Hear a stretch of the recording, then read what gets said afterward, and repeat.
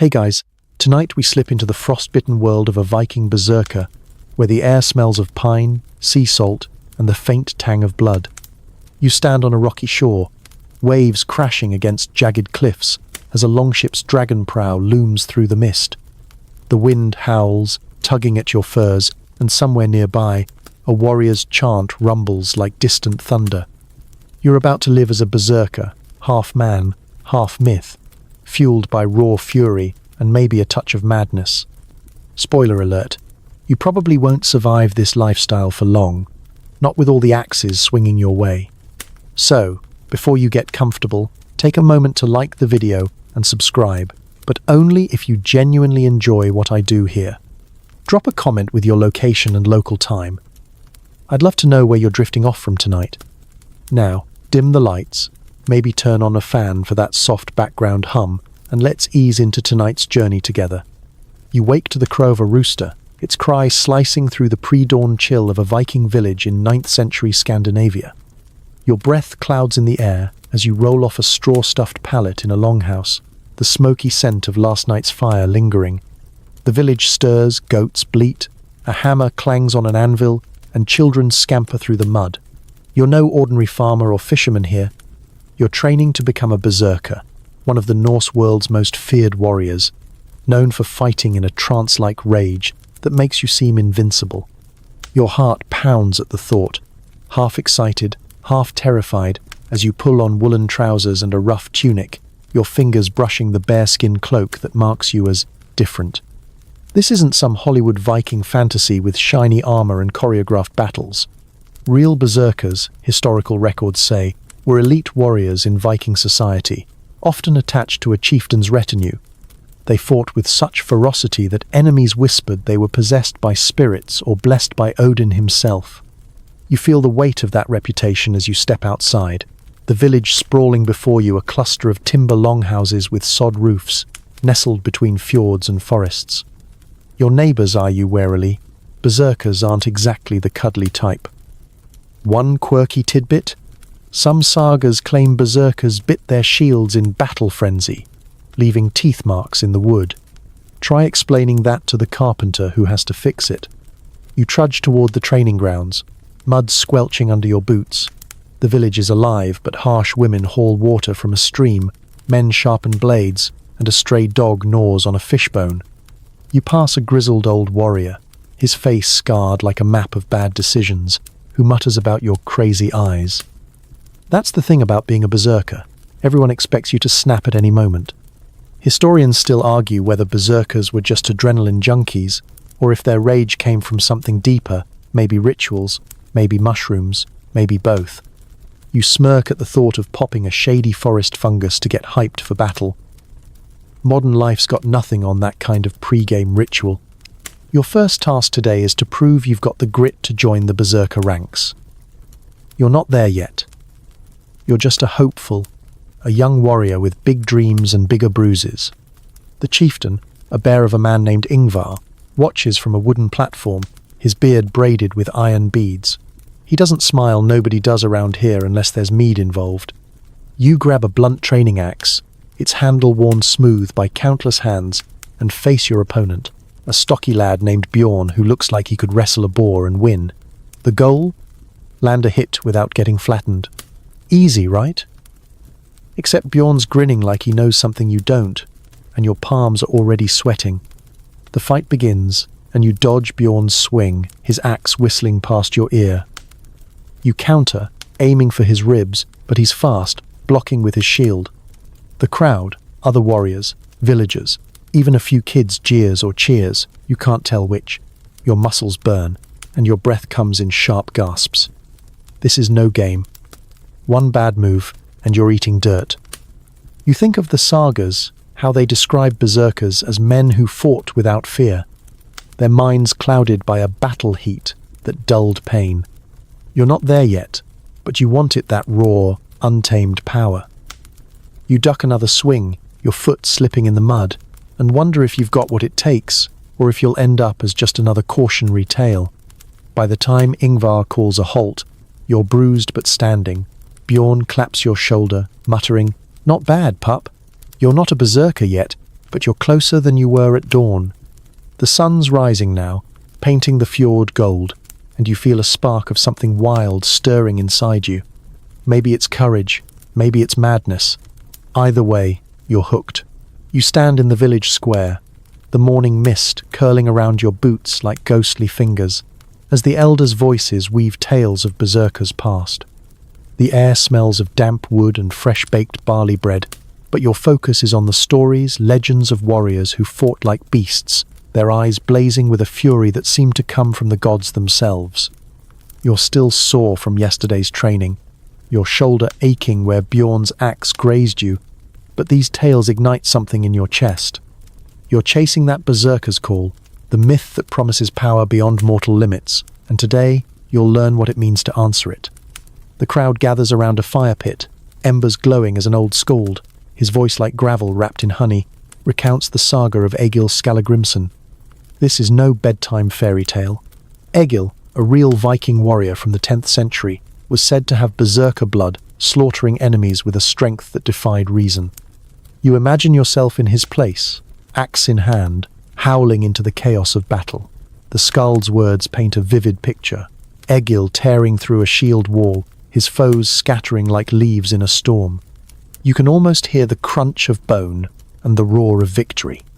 But the skald pauses, his eyes glinting, and adds a quirky detail. Some berserkers, he claims, howled like wolves before a fight, believing it summoned animal spirits. You chuckle, imagine trying that at a modern gym and not getting kicked out. You shift your weight, the cold seeping through your cloak, and listen as the skald describes the berserker's battle trance. It's not just rage, he says, but a state where pain vanishes and fear melts away. You wonder how it feels to lose yourself like that, to become a force of nature. Historians still argue whether this trance was real or just poetic exaggeration. Some say it was psychological, others point to rituals or even hallucinogenic plants. You picture yourself chugging a Viking-era energy drink made of questionable herbs and decide you'd rather stick to mead.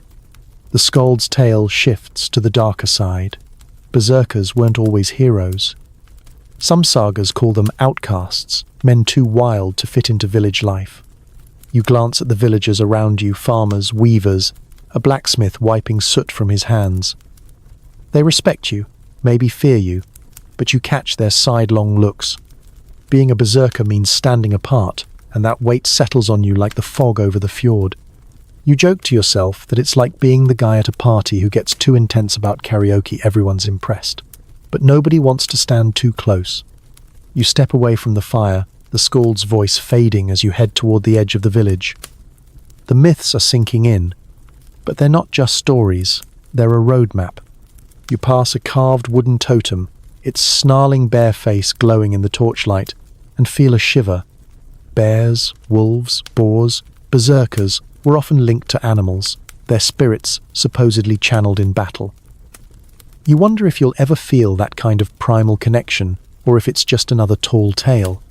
The skald mentioned a ritual, something about blood and chants under the moon, but he was vague, probably on purpose. You're not there yet, but the idea of it unlocking something wild inside you makes your pulse quicken. As you walk, you notice the village kids mimicking your stride, swinging sticks like axes. You flash them a grin, but inside, you're wrestling with the stories. The sagas make it sound glorious, but there's a catch. Berserkers burned bright and fast. Many didn't live past their 20s, cut down in battle or shunned for their unpredictability. You joke that it's like signing up for a Viking reality show with a terrible life expectancy. Still, the call is strong, pulling you toward the training grounds again. You can't shake the image of Egil, unstoppable, or the thought of proving yourself worthy of that legacy. The wind picks up, carrying the scent of pine and salt, and you tighten your cloak. The myths have done their job, they've stoked your fire. You're not just a warrior anymore. You're chasing something bigger, something that could make you a legend, or get you killed. Either way, the path is set, and you're ready to take the next step, whatever it costs. You trudge toward the training grounds, the morning sun barely cresting the fjord's jagged edge. casting long shadows over the packed dirt. Your boots crunch on frost, and the air smells of wet earth and pine sap, sharp enough to sting your lungs. Yesterday's bruises throb under your tunic, a reminder of Bjorn's axe and your own inexperience. Today, you're back at it, training to become a berserker, where every swing and stumble brings you closer to that wild, unbreakable spirit, or leaves you sprawled in the mud, wondering why you didn't stick to fishing. The grounds are already alive with grunts and the clatter of wood on wood, warriors sparring under the watchful eye of Ingvar, the chieftain, who looms like a storm cloud on his platform. You grab a training axe, its handle rough against your calloused palms, and face your new opponent, a wiry warrior named Sigrid, who moves like a fox and hits like a landslide. The goal is simple: land a blow, block hers, don't die of embarrassment. Viking combat training, historical records show, was relentless, designed to build not just skill but endurance, preparing warriors for the chaos of real battle. You circle Sigrid, her eyes locked on yours, and you feel the weight of every villager's stare. You're not just fighting her, you're fighting to prove you belong. She lunges, her axe arcing towards your shoulder. You sidestep, barely, your heart pounding as you swing back, aiming for her side. She blocks with her shield, the impact jarring your arm. You're not in a berserker trance yet, your mind's too busy screaming, "Don't mess this up." But you're learning the rhythm. You dodge again, mud sucking at your boots, and manage a glancing blow to her shield. The crowd murmurs, and you catch Ingvar's nod, slight but enough to keep you going. You joke to yourself that this is like a Viking version of dodgeball, except the ball is an axe, and losing means a cracked rib. Between bouts, you gulp water from a horn, your chest heaving. Sigrid smirks, tossing you a rag to wipe the sweat stinging your eyes. "Not dead yet," she says, and you grin despite the ache in your bones. Training isn't just about swinging weapons. You haul logs to build strength, wrestle to learn balance, and run laps around the village until your legs scream. There's a quirky detail here. Some sagas mention berserkers training blindfolded to sharpen their senses, stumbling like fools until they could feel an attack coming. You try it, tripping over a root and earning a laugh from the others. At least you didn't faceplant in front of Ingvar. Historians still argue whether berserker training was purely physical, or if it included mental conditioning, maybe meditation, maybe chanting, maybe something weirder. You imagine sitting cross-legged, humming some ancient tune, and chuckle at the thought of a Viking yoga class. But there's truth in the idea. You notice how the older warriors breathe slowly before a spar, their eyes distant, like they're tapping into something deeper. You try it, focusing on the beat of your heart, the cold air in your lungs. It's not magic, but it steadies you, makes the next swing feel sharper. The day wears on, and you're battered but standing. You spar with others now, each fight teaching you to move faster, hit harder. You learn to read an opponent's stance, to anticipate a feint. Your body's adapting, but so is your mind. You're starting to understand the berserker's edge, not just strength, but a refusal to back down. You think back to the Skald's tales, Egil's unstoppable fury, and wonder if you're building toward that. A kid in the crowd mimics your axe swing, and you flash him a tired grin. Maybe you're inspiring someone, or maybe he just thinks you look ridiculous. As the sun dips, painting the sky crimson, you limp back to the longhouse, your muscles screaming but your spirit high. You're not a berserker yet, but you're carving out a place here, one bruise at a time. The training grounds fade behind you, and you feel that spark again, that wild, reckless thing growing inside. Tomorrow, you'll push harder, because giving up isn't an option. You stand in a moonlit clearing, the forest around you whispering with the rustle of leaves and the distant hoot of an owl. The air is thick with the scent of pine and damp moss, and your skin prickles under your bearskin cloak, not just from the cold. Tonight, you're not at the training grounds or listening to sagas, you're here for the ritual, the secretive ceremony said to awaken the berserker's spirit. Your heart thumps like a war drum as you join a circle of shadowed figures, their faces half hidden by hoods. The fire in the center crackles, casting flickering light on a carved stone altar, and you wonder if you're ready for whatever comes next. This is no casual campfire sing-along. You're about to dive into the strange, primal heart of what makes a berserker.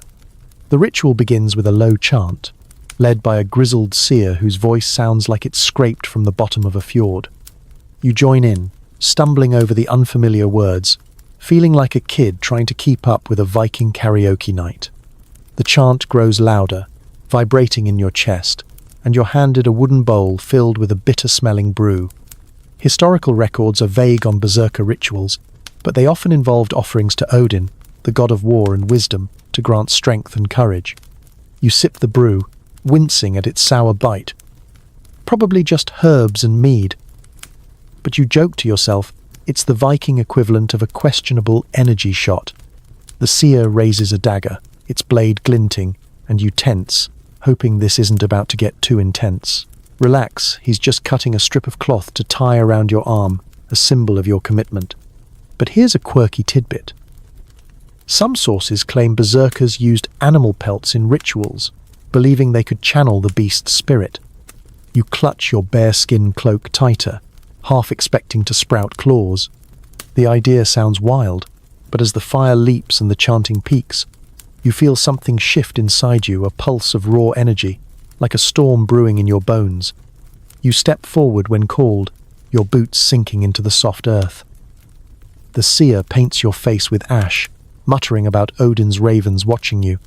You glance up, half convinced you'll see glowing eyes in the trees, but it's just the stars winking through the branches.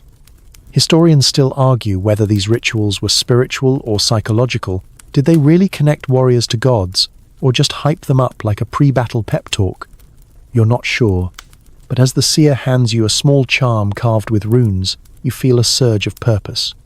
Maybe it's the brew, maybe it's the atmosphere, but you're starting to believe you can be more than human. The group moves now, circling the fire, their steps rhythmic, almost trance-like. You follow, your body swaying to the beat of a drum you didn't notice before. The air feels heavier, the shadows deeper, and you're caught in the moment, your usual sarcasm fading. You think back to the training grounds, how Sigrid's axe nearly clipped you, and realize this ritual is about shedding fear. You're not just a warrior, you're becoming something else, something wilder. You joke to yourself that it's like signing up for a Viking extreme makeover, but the thought doesn't break the spell.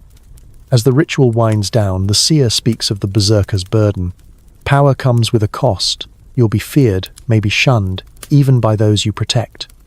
The fire dies to embers, and you're left staring into the dark, the charm heavy in your hand. You feel different, stronger, but also unsteady, like you've tapped into something you can't fully control. The others disperse, silent, and you trudge back to the village, the forest swallowing the night's magic. You're not a full berserker yet, but this ritual has marked you, set you on a path you can't unchoose. Tomorrow, you'll face the world with that spark burning brighter, wondering what it'll cost to let it loose. You stand at the edge of a frost-rimed battlefield, the dawn sky bruised purple, the air thick with the stench of churned mud and sweat. Your breath clouds as you grip your axe, its weight familiar now, like an extension of your arm. The ritual's fire still burns in your memory, that wild spark pulsing in your chest. And today, you'll test it. You're no longer just training, you're charging into your first real battle as a berserker in training, part of a Viking raid on a rival clan's stronghold. The distant clash of steel and guttural shouts pull you forward, your heart racing like a runaway horse. This is it, the chaos where berserkers are born or broken. Good luck keeping your head attached, because out here, it's not just glory on the line. Your chieftain, Ingvar, barks orders from atop a ridge, his voice cutting through the morning fog. You're part of a shield wall, shoulder to shoulder with warriors like Sigrid and Bjorn, their shields locked tight. Historical accounts, like those in the Icelandic sagas, describe berserkers often breaking from the wall to charge alone, their rage making them both a weapon and a liability. You're not there yet, but you feel the pull, that urge to sprint ahead and let loose. The enemy appears through the mist-hulking figures in leather and iron, their own axes gleaming. You swallow hard, joking to yourself that this is like signing up for a Viking mosh pit with higher stakes. The battle erupts, and you move with the wall, shields clanging as arrows thud into wood. Then Ingvar signals, and you break free, your role as a berserker in training clear. So chaos. You charge, a roar tearing from your throat, surprising even yourself. The ritual's chant echoes in your mind, and for a moment, pain and fear dull, replaced by a white-hot focus. You swing your axe, catching an enemy's shield, splintering it. He stumbles, and you press forward, your body moving faster than your thoughts. A quirky detail from the sagas pops into your head. Some berserkers were said to leap into battle shirtless, trusting their rage to protect them. You're not that reckless, your tunic's staying on, thank you, but you feel the same fire. An enemy spear grazes your arm, the sting sharp but distant, like it's happening to someone else. You pivot, slamming your axe into his side, and he drops. The world narrows to motion, and instinct duck, swing, block. Historians still argue whether the berserker's trance was a real altered state or just adrenaline overload. Right now you don't care. You're in it, your blood singing with every move. You spot Sigrid nearby, her own axe flashing, and she nods, a flicker of respect in her eyes. You're holding your own, but the battlefield is a mess mud, blood and broken weapons scattered like leaves. A horn sounds, and the enemy retreats, their line crumbling. You pause, gasping, your axe dripping with mud and worse. Your body aches, but you're alive, and that wild spark from the ritual feels stronger, like it's taken root. You joke to yourself that you're one step away from howling at the moon, but the thought doesn't feel so far-fetched anymore. The other warriors regroup, some slapping your back, others avoiding your gaze. Berserkers, even trainees, unsettle people.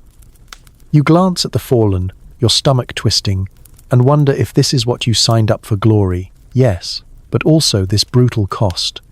As the sun climbs, you trudge back to camp, the battlefield quieting behind you. Ingvar catches your eye, his nod brief but heavy with approval.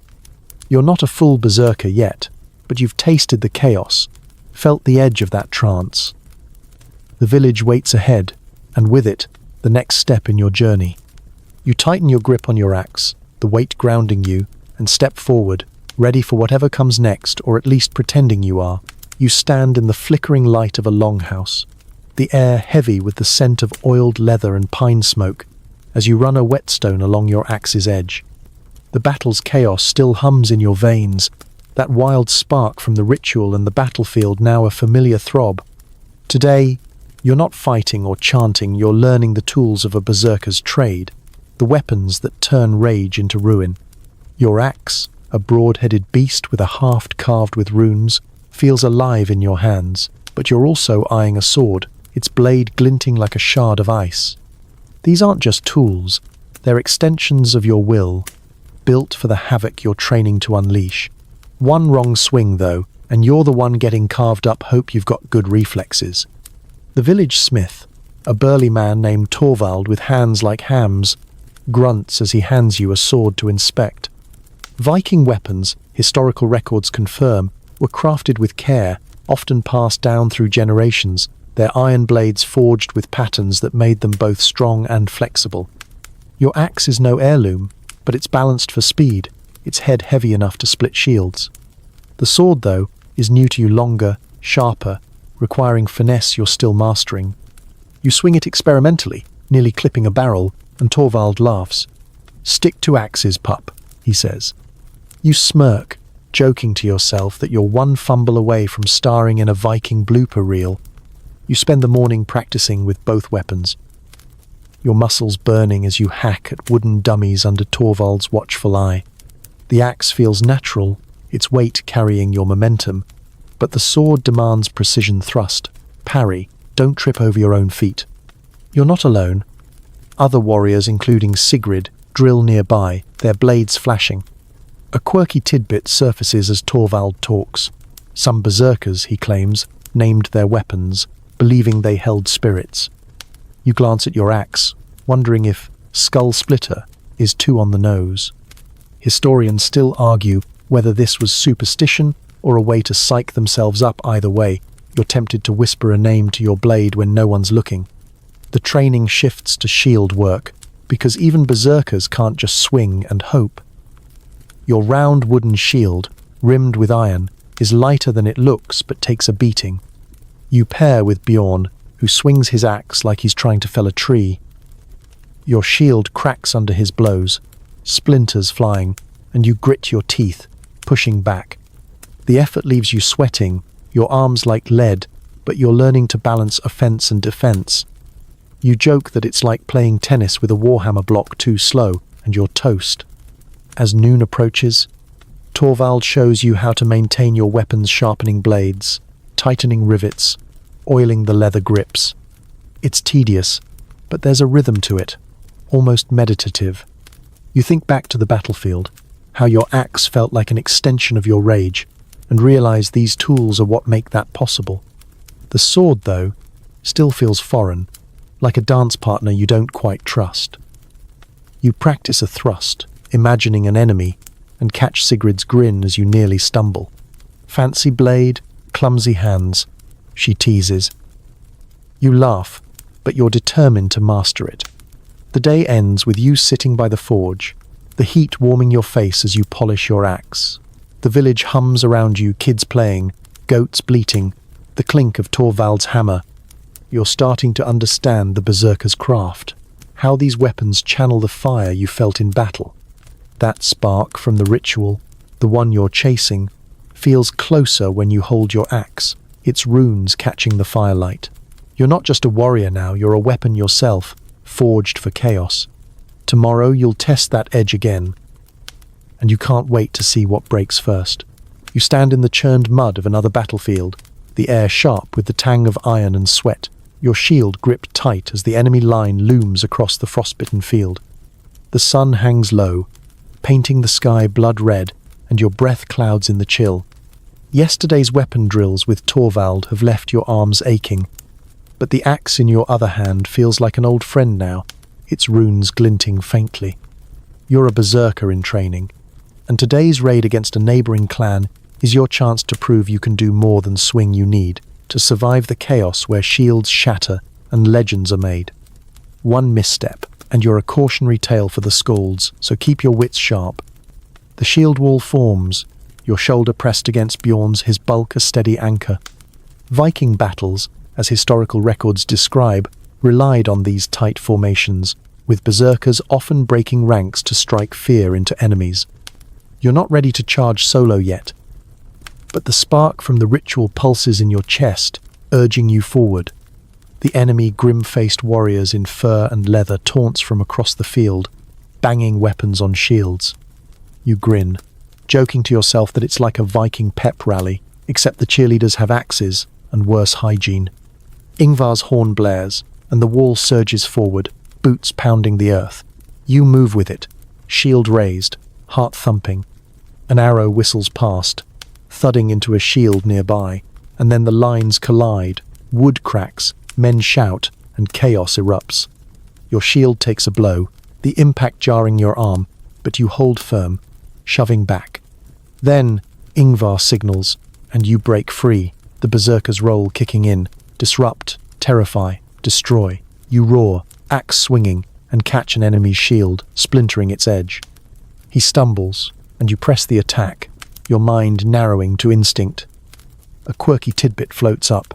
Some sagas claim berserkers growled or bit their shields in battle, freaking out their foes. You're not chomping wood yet, but you get why it's all about intimidation. The fight blurs, sweat stings your eyes, mud slicks your boots, and your shield splinters under a sword's blow. You discard it, gripping your axe with both hands now, and dive deeper into the fray. Historians still argue whether berserkers truly felt no pain, or if their trance was just adrenaline-fueled focus. Right now, you're too busy dodging a spear to care, but the cuts and bruises on your arms feel distant, like someone else's problem. You spot Sigrid nearby, her own shield battered but her axe relentless, and you draw strength from her ferocity. You're not alone. but you're starting to feel that wild edge, the one that makes berserkers feared. An enemy warrior, bigger than Bjorn, looms before you, his blade flashing. You duck, axe arcing upward, and catch his arm, not a killing blow, but enough to send him reeling. The crowd thins, some enemies fleeing, others falling. You're panting, your body screaming, but that spark keeps you moving. You joke to yourself that this is like a CrossFit class from hell, except the burpees come with battle cries. The horn sounds again victory, and you stagger back, chest heaving, as the enemy retreats into the dusk. You limp to the sidelines, your shield a wreck, your axe still clutched tight. Ingvar's gaze lingers on you, and you catch a faint nod high praise from him. The battlefield grows quiet, littered with broken weapons and the moans of the wounded. You're alive, battered but unbroken, and that berserker spark feels stronger, like it's weaving itself into your bones. You think back to the ritual's fire, the seer's words about Odin's ravens, and wonder if they're watching now. The village waits, and with it, the next test of your growing legend. You sling your axe over your shoulder, ready for whatever comes. Even if it's just a long nap, you kneel before a crude wooden altar in the village's sacred grove, the air thick with the scent of damp earth and burning herbs. Twilight drapes the trees in shadow, their branches clawing at the sky like the fingers of giants. Your axe rests beside you, its blade still flecked with mud from the battlefield. But tonight isn't about fighting. It's about seeking Odin's favor, the god of war and wisdom who supposedly fuels the berserker's fire. The ritual's spark still lingers in your chest, and after surviving that chaotic clash, you're here to ensure the All-Father's eyes are on you. One wrong move in this sacred space, though, and you might anger the gods. Hope you remembered to wash the blood off your hands. A seer, her face lined like weathered bark, murmurs prayers to Odin, her voice blending with the wind's low moan. You're joined by other warriors, their heads bowed, but you feel the weight of their glances. Berserkers, even trainees, are always watched. Viking religion, woven into daily life as historical records show, centered on gods like Odin, who demanded loyalty and sacrifice. You offer a small iron charm, etched with runes, placing it on the altar.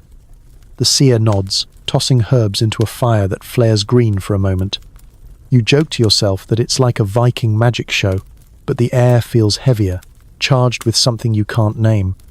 The seer speaks of Odin's ravens, Hugin and Munin, thought and memory, who fly across the world to watch warriors like you.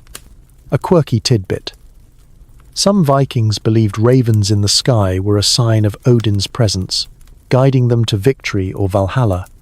You glance up, half expecting to see black wings against the stars, but there's only the rustle of leaves.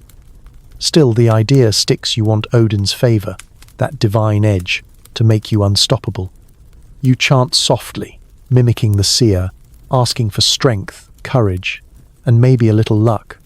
Historians still argue whether berserkers truly believed they were touched by gods, or if it was all psychological hype. Either way, you feel a shiver, like something's listening. You rise, your knees damp from the earth, and the seer hands you a runestone, its surface carved with a jagged symbol for protection. You tuck it into your tunic, next to the charm from the earlier ritual, and think back to that night's firelit circle.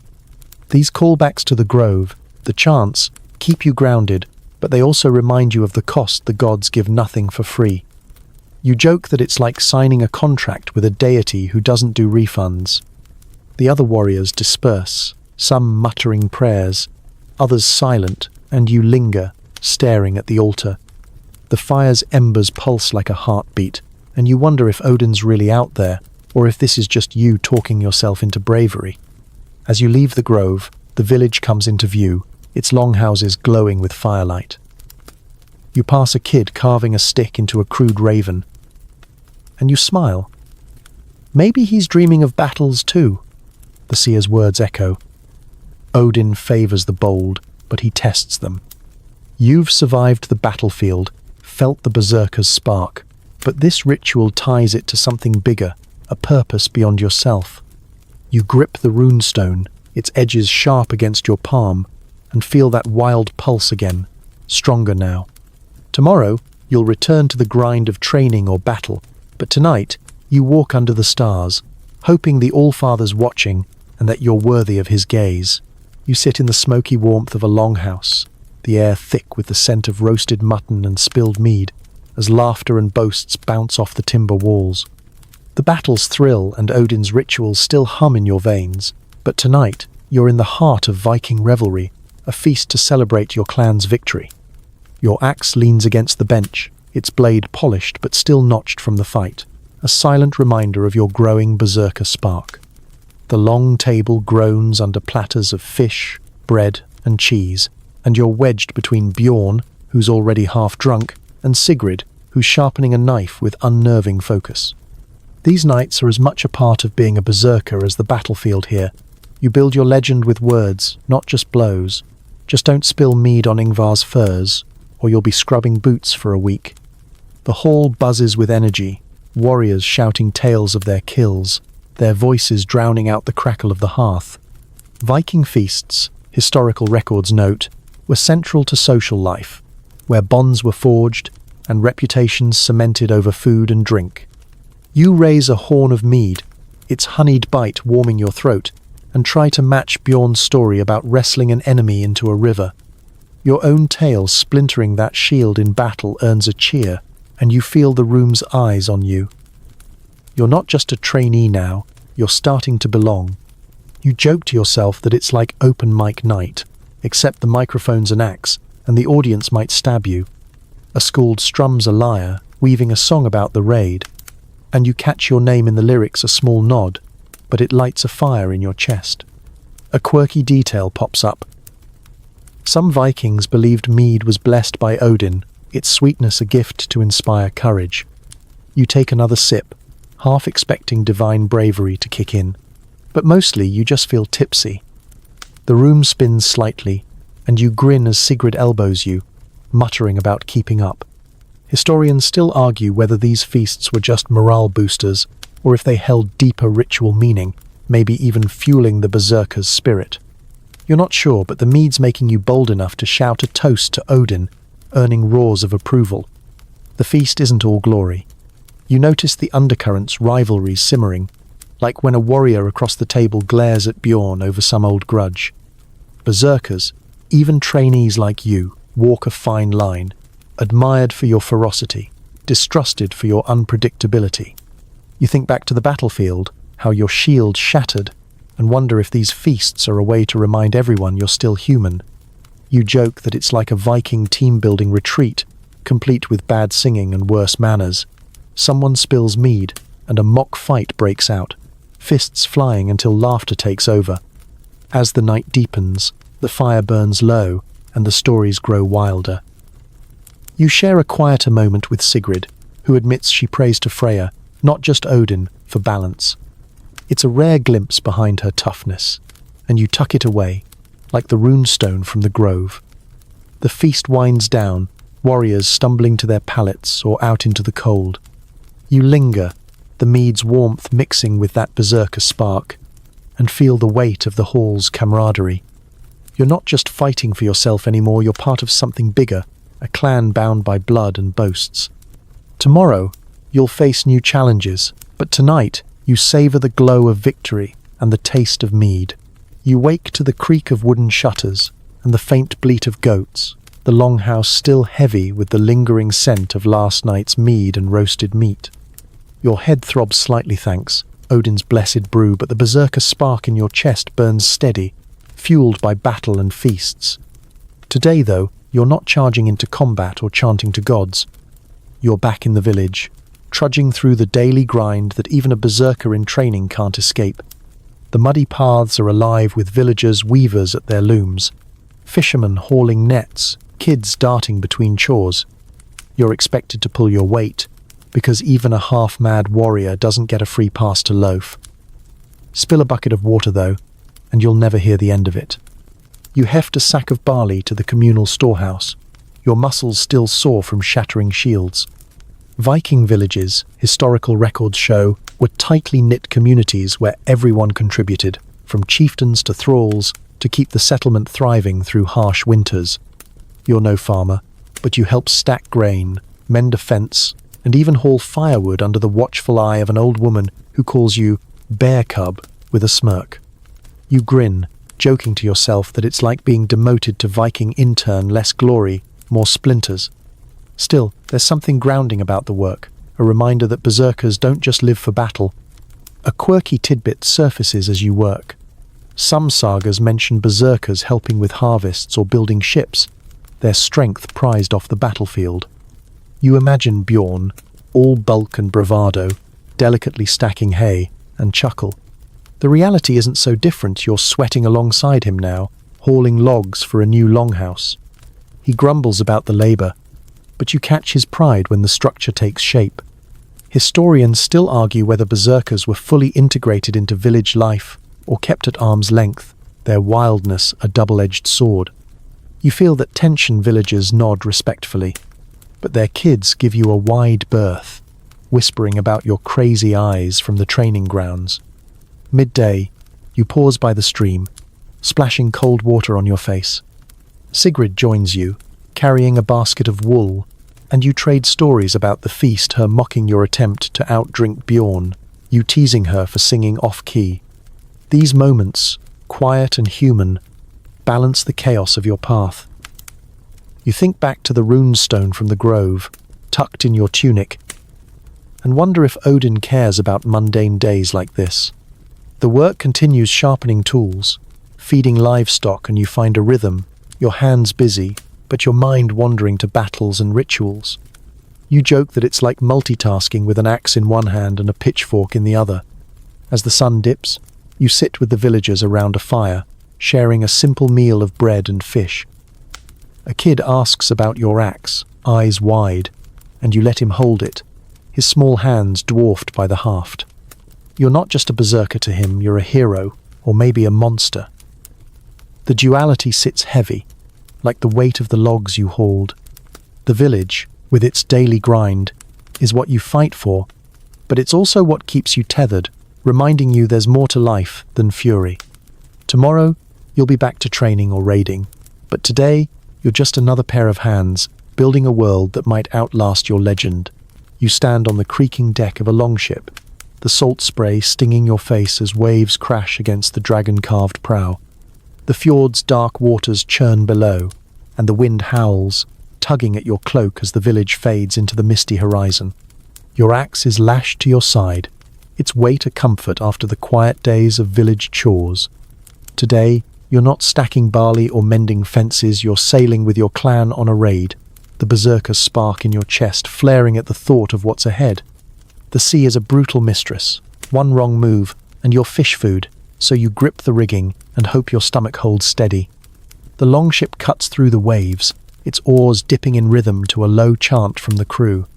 Viking seafaring, historical records confirm, was a cornerstone of their culture, with sleek ships like this one enabling raids across distant shores, from Britain to Byzantium. You're headed for a coastal settlement, rumoured to be rich with silver and grain. Bjorn, rowing beside you, grins like a wolf, while Sigrid checks her sword's edge. You pull an oar, your shoulders burning, and feel the ship's pulse beneath you, alive with purpose. You joke to yourself that it's like a Viking road trip, except the snacks are dried fish, and the playlist is war cries. The journey isn't all grim focus. A quirky detail. Some Vikings carved small animal figures into their ship's rails, believing they'd ward off sea spirits. You spot a tiny wooden raven near the prow and wonder if it's watching you as much as Odin's ravens might. The crew's mood swings between tense silence and bursts of laughter, stories of past raids swapped over sips of water. Historians still argue whether berserkers were key to these voyages, or just volatile cargo. Did their rage make them ideal raiders, or were they too unpredictable for tight quarters? You feel that spark itching to break free, but you keep it leashed, focusing on the oar's rhythm. Hours pass, the sky darkening with storm clouds. Rain pelts the deck, and you're soaked. Your fingers numb as you row through swelling waves. The ship groans, and a young warrior beside you mutters a prayer to Njord, god of the sea. You think back to the altar in the grove, the runestone still tucked in your tunic, and hope Odin's got your back too. The storm eases as land appears a jagged coastline with smoke rising from a settlement. Ingvar stands at the helm, barking orders, and you ready yourself, checking your axe and shield. The berserker's role is clear. When you hit the shore, you'll be the spearhead, chaos incarnate. You imagine the raid leaping ashore, axe swinging, your roar scattering defenders. The thought sends a thrill through you, but also a knot of dread. You've fought before, felt the trance's edge, but this is different open sea, unknown enemies. You joke that it's like signing up for a surprise exam where failing means a sword to the gut. Sigrid catches your eye, her expression steady, and you draw strength from her calm. The shore nears, the crew's chants growing louder, and you feel that spark ignite, ready to burn bright when your boots hit the sand.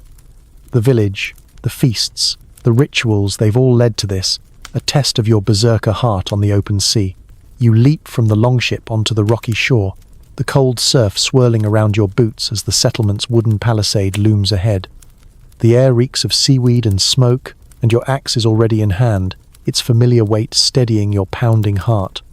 The raid has begun, and as a berserker in training, your job is to strike fear, to be the storm that breaks the enemy's will. Shouts erupt from the village defenders scrambling, horns blaring, and you charge forward with Bjorn and Sigrid, the berserker spark roaring in your chest.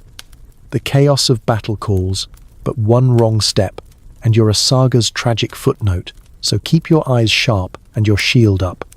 The enemy pours from the gates, a mix of warriors and desperate farmers wielding spears and pitchforks. Viking raids, historical records show, were lightning-fast strikes, designed to overwhelm and plunder before resistance could solidify. You crash into the fray, your axe cleaving a spear shaft, its wielder stumbling back with wide eyes. Your roar, half instinct, half theatre, makes others hesitate, and you lean into it, channeling the stories of berserkers who seemed more beast than man. A quirky tidbit.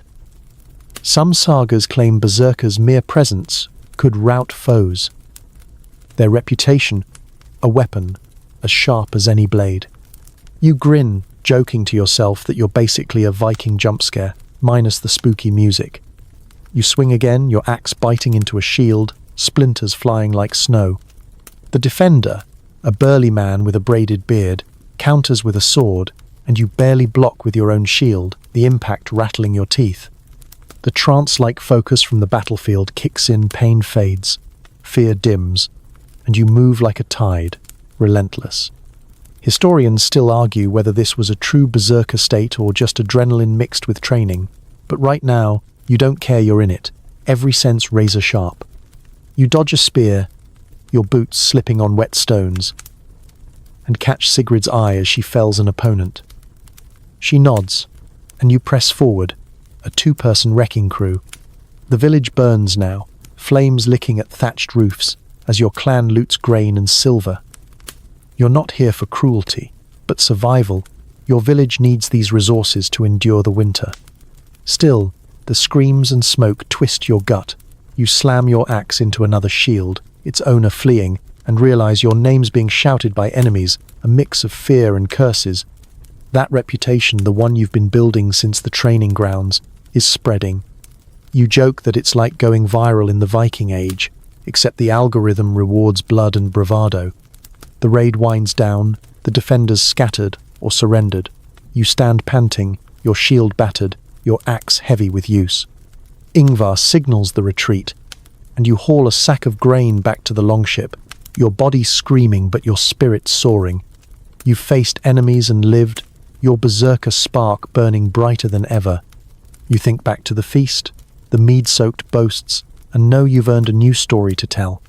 The ship awaits, the sea ready to carry you home, but you feel the weight of eyes, both allies and foes, marking you as something more, something feared. You're not just a warrior now, you're a shadow that lingers in their nightmares. You sit on a rocky outcrop overlooking the village, the sting of salt and smoke still clinging to your skin from the raid. Your body aches, a map of bruises and shallow cuts from the coastal clash, and your axe rests beside you, its blade nicked but sharp. The fjord glitters under the midday sun, but there's no time for basking today. You're dealing with the aftermath of battle, tending wounds with crude remedies and a lot of grit. The berserker spark still hums in your chest, but it's quieter now, tempered by the reality of pain and survival. One wrong move with these healers, though, and you'll wish you'd stayed on the longship. Hope you're not allergic to moss. Back in the village, you limp to the healer's hut, a low structure smelling of herbs and boiled linen. The healer, an old woman named Astrid with fingers like knotted rope, inspects your arm where a spear grazed you. Viking medicine, historical records suggest, relied on herbal poultices, bone setting, and a heavy dose of stoicism, with wounds often treated using plants like yarrow or even honey. Astrid slathers a sticky mix of crushed leaves and honey on your cut, muttering about keeping spirits at bay. You wince, but stay still, joking to yourself that it's like a Viking spa day, except the massage is a lecture on not dying. A quirky tidbit comes up as Astrid works. Some Vikings believed wounds could be cursed by enemies, requiring chants to cleanse them. She hums something guttural, waving a sprig of thyme over you, and you half wonder if she's banishing a spear's bad vibes. Historians still argue whether these practices were purely medicinal or tied to spiritual beliefs. Did they heal the body or the soul? You're just glad the wound's not festering, though the bandage smells like a forest floor. Other warriors shuffle in. Some worse off. Bjorn's got a gash on his leg, Sigrid a bruised shoulder. You trade grim smiles, bonded by shared pain. The day drags on with more practical tasks. You help clean weapons, scraping blood and mud from your axe, and repair your shield, its rim dented from the raid. The village feels different after the longship's return, tenser, but also prouder, with looted grain and silver stacked in the storehouse. You think back to the feast, the boasts that followed victory, and realize this is the other side, the cost of being a berserker. Your body's a patchwork of scars now, each one a story, but healing here is slow, reliant on Astrid's herbs and your own stubbornness. You joke that it's like recovering from a Viking bar fight, except the bar's a battlefield and the drinks are pain. By evening, you're back at the longhouse, sipping broth by the fire. A kid nearby mimics your limp, then scurries off when you raise an eyebrow. Sigrid joins you, her shoulder wrapped, and you talk quietly about the raid, the rush, the fear, the moment you both felt unstoppable. The runestone from the grove presses against your chest, a reminder of Odin's watchful gaze, or maybe just your own resolve. You're learning to live with the berserker's burden. Glory comes with wounds, and every scar is a badge you didn't ask for. Tomorrow, you'll be back to training or planning the next raid, but for now, you rest, letting the fire's warmth ease your battered body. You stand on a windswept hill overlooking the village, the fjord below shimmering like polished steel under a fading Sunday. Your axe hangs heavy at your side, its blade scarred from raids, and the runestone from the grove presses against your chest, a quiet reminder of the path you've chosen. The berserker spark still burns, but today, you're not fighting or healing, you're reflecting on the legacy you're carving, the shadow you cast in a world that both reveres and fears you. The village hums below, oblivious to your thoughts, but the weight of your deeds feels heavier than ever. One misstep in this life, and you're a footnote in a saga, or worse, a cautionary tale whispered over mead. You trace the scars on your arm, each one a memory of battles won, shields shattered, enemies scattered. Viking berserkers, as historical records like the sagas show, were more than warriors, they were symbols, their names etched into stories that outlived them.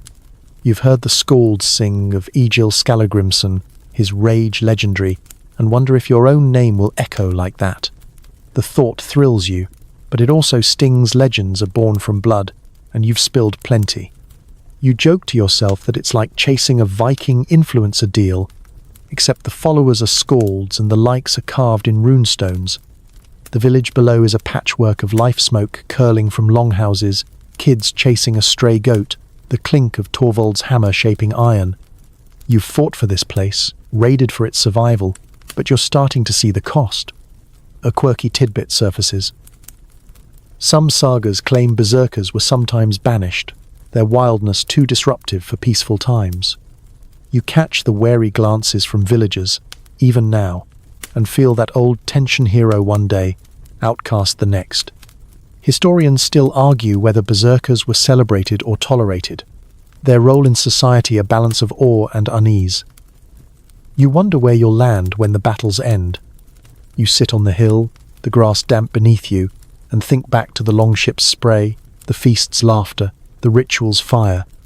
Each moment has built you, from the training grounds to the raid's chaos, but it's also set you apart. Sigrid's words at the feast come back, her quiet mention of Freya, seeking balance. You envy that, wondering if your own spark, that berserker fire, will burn you out.